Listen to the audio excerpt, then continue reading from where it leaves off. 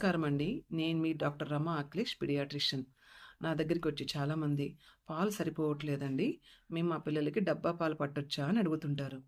నేను మీకు చెప్పాలనుకుంటుంది ఏందంటే అండి, ఇంక క్లియర్‌గా ఎలా ఎక్స్‌ప్లెయిన్ చేయాలనుకుంటున్నానంటే, ఇప్పుడు బిడ్డ పుట్టిన తర్వాత దేవుడు ఆ బిడ్డకు సరిపోయేటట్టు ఆ తల్లి పాలు తయారు చేశాడనమాట. అంటే ఇప్పుడు మనిషి అంటే పుడితే ఆ బేబీ కోసం తల్లి పాలు తయారవుతాయి. అలాగే ఒక ఆవుకి తన బిడ్డ కోసం సరిపోయేటట్టు దేవుడు పాలు తయారు చేశాడు.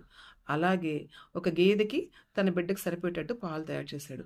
ఇప్పుడు ఆవు పాలు ఆవుకు సరిపోతాయి. గేదె పాలు గేదెకు సరిపోతాయి. ఆవు, గేదె మనం ఒకటేనండి? కాదు కదా!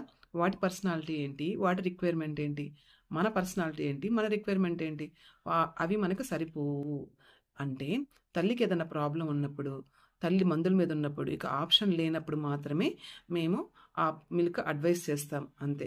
అర్థం చేసుకోండి. Thank you.